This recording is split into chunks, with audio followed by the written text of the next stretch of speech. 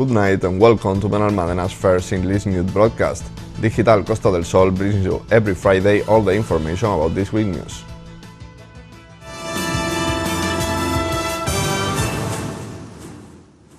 Benalmádena continues its modernization process, and now it is the local administration who takes a technological leap with the opening of the Taxpayers virtual office, which will speed up a multitude of procedures such as the application for construction license. Benalmádena's Mayor Víctor Navas and New Technologies Consilman Sergio Torralbo announced last week the launch of a virtual taxpayer office, which will allow citizens to carry out all their tax management with City Council from home, a new online space to carry out procedures with the local administrations. Hemos culminado un hito, ¿no?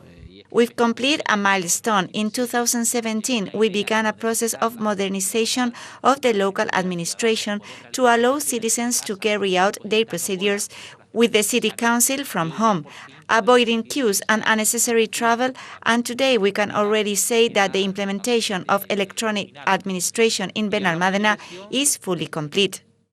Navas recalled that the City Council allocated an investment of €2.5 million to this process and required to update all the software used by the administration, launch the citizen folder and various databases to make them available to the users, and modernize all their IT equipment to make them compatible with the new platform.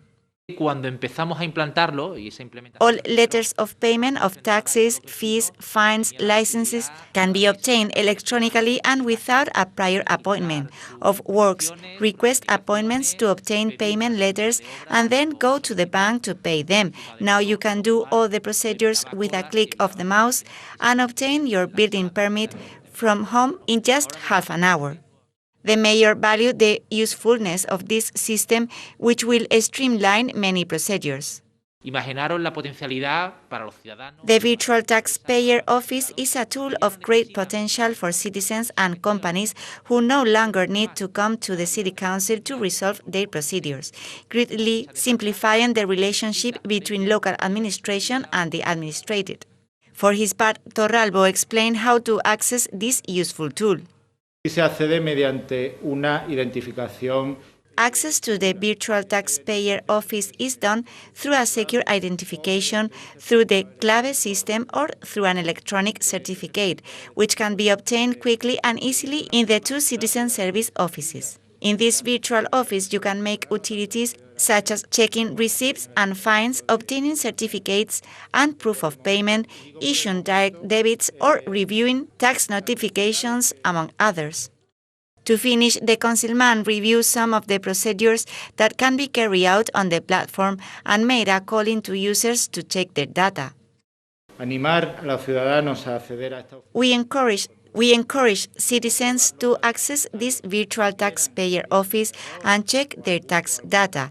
If there is any mismatch or error, they must appear by appointment at the Treasury offices. With this virtual office, we continue to meet one of the objectives of this government team, to bring the administration closer to the public from home so that they can carry out procedures without going to municipal offices.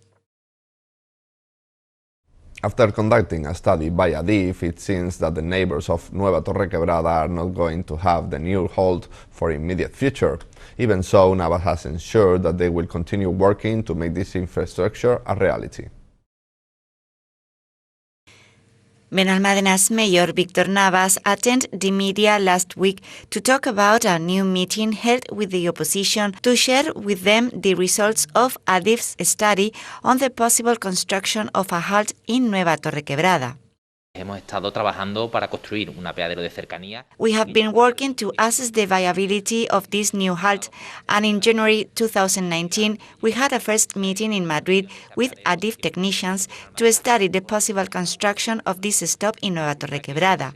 At that meeting in Madrid, we already put on the table the possibility that the City Council itself could bear part of the construction cost of the bus stop to make the project more viable. ADIF commissioned a study to assess the viability of said infrastructure, and today we have been giving an account of this study to the spokespersons. The study shows an extrapolation of the data in which it is determined that the construction of a new cercanías station in Nueva Torrequebrada would mean increasing the number of passengers using the line in that environment by 75%, something that, taking into account within the scope of this entire line that connects Málaga with Fuengirola, it would not be enough, since it is understood that it doesn't compensate the cost in sustainability, services and time, since a new stop would mean delays in the current schedule. La viabilidad, pues. The new stop would mean an improvement for mobility throughout the municipality, since it would facilitate access to public transport. Unfortunately, for the whole of the Málaga-Fuengirola Cercanías service, it is not quite as profitable as ADIF requires for the construction of a new halt. Its construction is closely related to the development objectives set by the European Union, since the startup of any new public transport infrastructure must now meet sustainability requirements, or that the investment entails subsequent saving due to its energy efficiency, factors that would not be met with the new halt according to ADIF's criteria.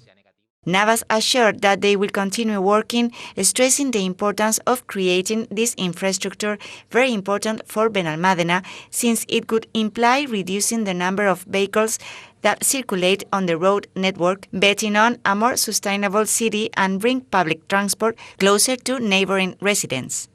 No obstante, aunque el informe de los técnicos de ADIF. Although the report from the ADIF technicians is negative, we are going to continue working and defending the need for this new stop, requesting a meeting with the Ministry of Transport, Mobility and Urban Agenda to study other possibilities for its creation. With the population growth data of the area and their mobility habits, ADIF does not observe sufficient profitability to face its construction, but we do not close the door to continue working to achieve this new public transport infrastructure. After the announcement of the ice rink closure, the Mayor Víctor Navas highlighted that the government team is going to do everything they can to reopen the facilities and maintain the staff.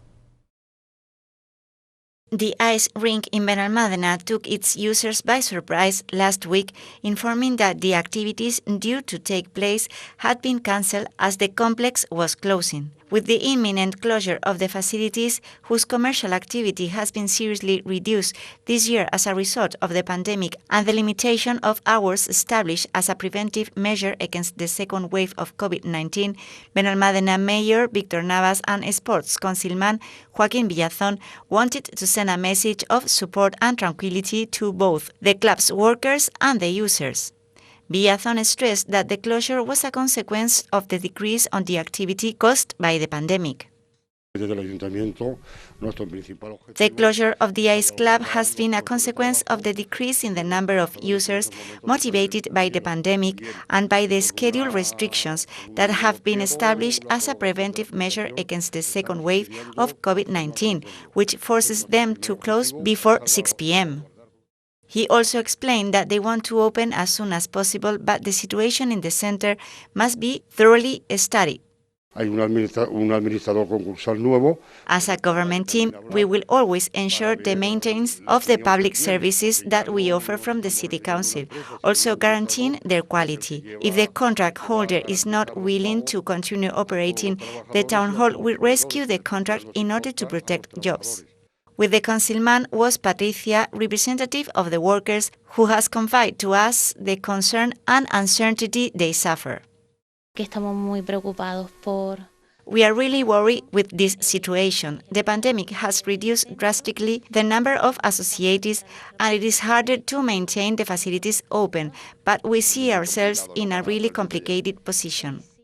For his part, the Mayor Víctor Navas highlighted that the government team will ensure that all jobs are preserved and that the facilities reopen.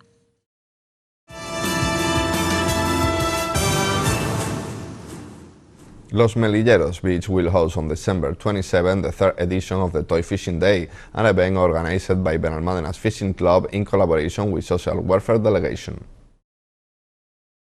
Social Welfare Councilwoman Alicia Ladaga and the president of Benalmádena's Fishing Club, Antonio Zaragoza, presented last week the third edition of the Toy Fishing Day, which will take place on Sunday, December 27th, from 10 in the morning till 2 in the evening at Los Merilleros Beach. Ladaga valued this initiative, with which it is intended to collect toys for the most disadvantaged children in the municipality. Este año vamos a presentar la tercera. Once again, we have to thank Benalmádena's Fishing Club for always thinking of their neighbors and providing a touch of solidarity to all their activity. The neighbors will be able to collaborate by contributing a toy during the day so that no child in Benalmádena is left without toys these holidays. On this occasion, we will also take the opportunity to distribute, together with the toys, the children's masks donated by the fishing club itself, packed and disinfected.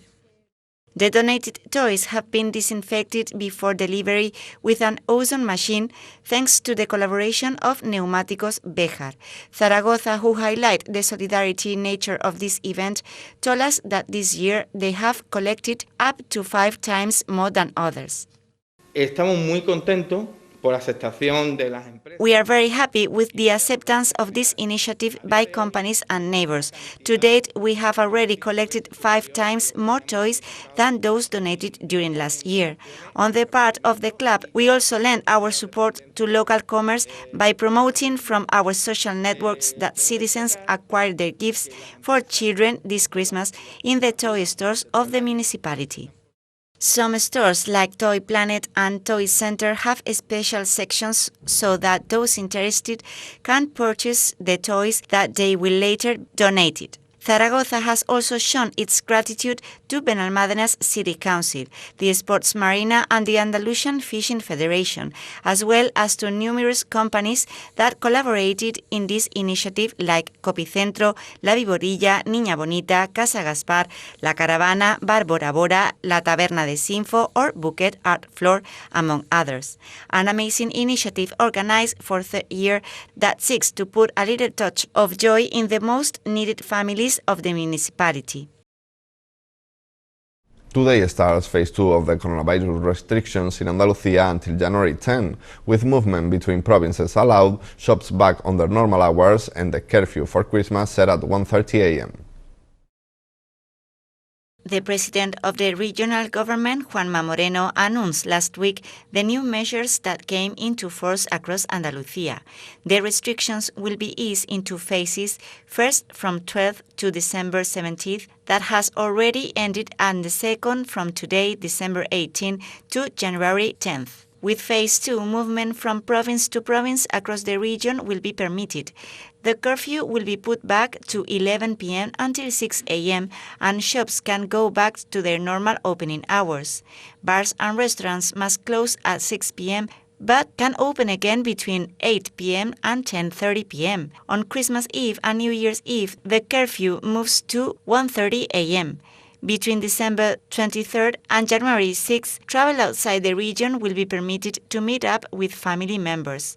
On 24th, 25th and 31st of December and January 1st, gatherings of up to 10 people will be allowed, although the limit remains at 6 for the rest of the period. Juanma Moreno sent a clear message to the over 8 million people in Andalusia, saying that this junta government could give as much oxygen to the economy as we can while protecting the health of the people of Andalusia, paying special attention in his comments to the hospitality sector. The 2-phased scaling down of restrictions was announced after a meeting with the committee of experts. The announcement had been delayed a few days to allow more data from the recent long weekend public holiday to be studied by the panel of experts. The rate of COVID-19 infection detected per 100,000 in the last 14 days was 153 on Thursday last week, still just above the 150 needed to move the region into the medium risk category, although there is still a clear downward trend. In Málaga, including the Costa del Sol, the equivalent rate was 121 cases, placing the province in the medium risk category ahead of the junta's decision on Christmas. A week earlier, it had been 238 per 100,000.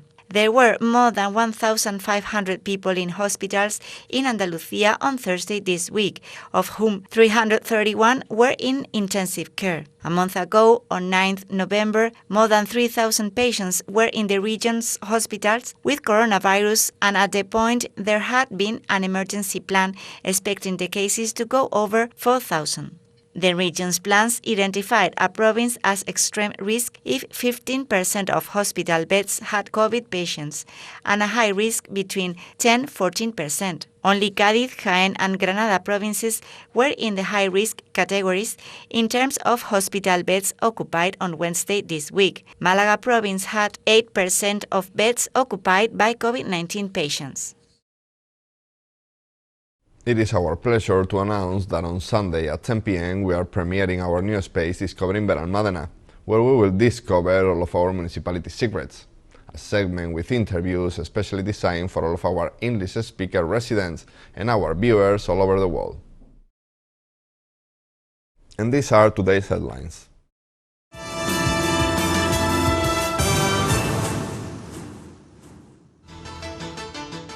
City Council opened the Taxpayer Virtual Office.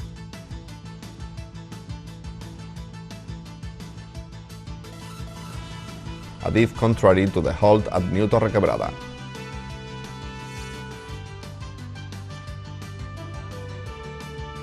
Benalmádena says Rink Closure.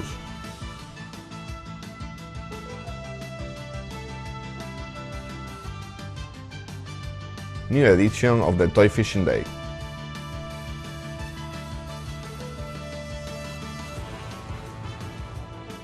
Andalucía starts Phase 2.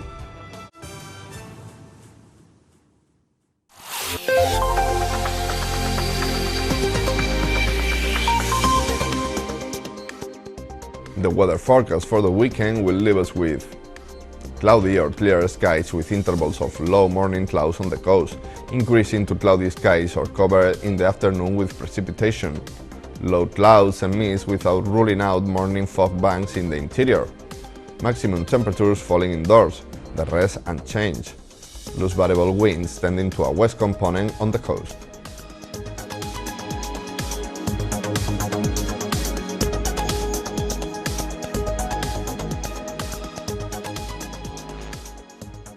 And that's all. Thank you for watching us, and remember, you can stay updated on our website or social media profiles on Facebook and Twitter. Have a good night and enjoy the weekend.